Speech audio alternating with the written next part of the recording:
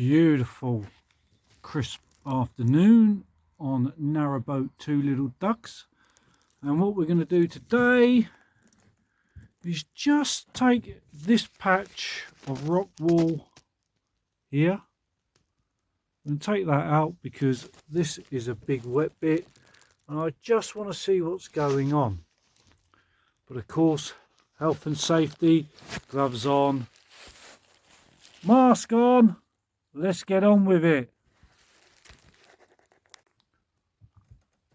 Okay, so the reason there was a big wet patch there, which you can see, is simply because this little hole where the port light should go on the outside was missing, has allowed the rain to come in, track its way down, all the way down, and it's just sat behind the rock wall and made it soaking wet. So that's going to come out now.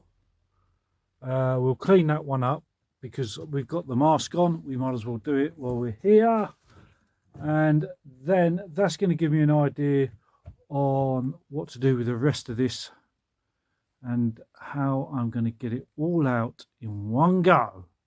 All right, let's see what happens after it's cleaned up a bit. So this part took about 10 minutes to clean up, not a lot really. That will need to dry out a little bit. There's a bit of water, condensation stuff there. But on further investigation, you'll notice that the water has seeped down onto this piece of the rock wall. So it's obviously tracked its way along and made that wet. Hence why I've considered, or hence why I have decided to take it out, because once it's wet and it's like a sponge.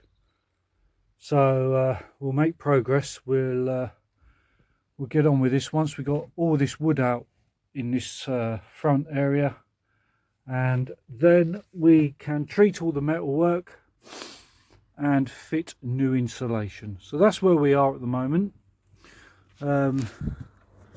It's still a gorgeous day, absolutely wonderful afternoon. That'll do my solar panel the world of good.